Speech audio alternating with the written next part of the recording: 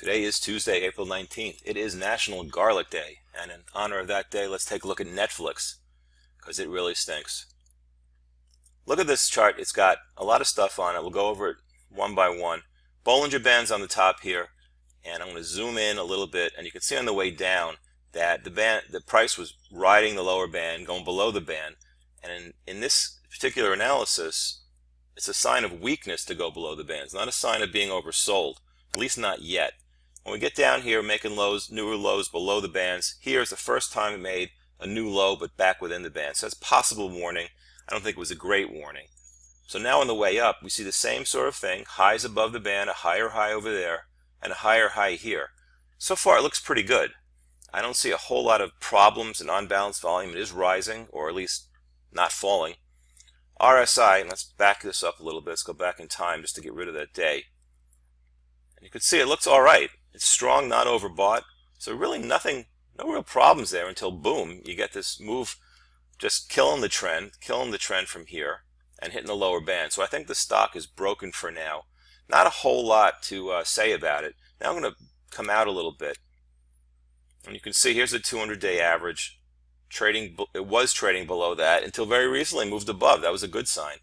So the problem is the 50-day average is below the 200-day. The red average below the blue average. Not necessarily a kiss of death, just something to give you a warning. Maybe say, you know, it's not as good as it should be, although I'm certainly not going to be selling it. And now you look at unbalanced volume. And this is the only thing that you can see now that was a real problem. You know, we didn't know this. I mean, back in here, earlier in the year, okay, it wasn't keeping pace, but overall, you know, late last year, stock performance is all right. It participated in the rally all right here in the last couple of months. So it's kind of a hindsight thing.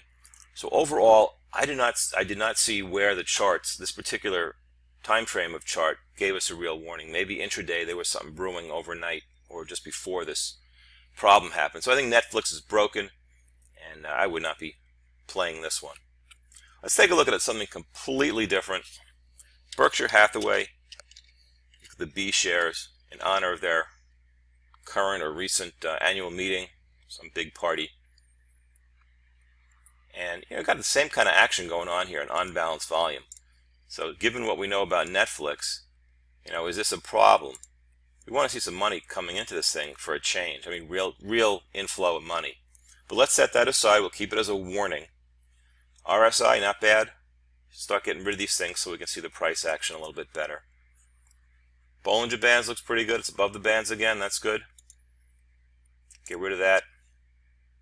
You can see nice breakout earlier in the year, and then a nice pause right in here. Call it a rectangle, call it whatever you like. It's a congestion zone.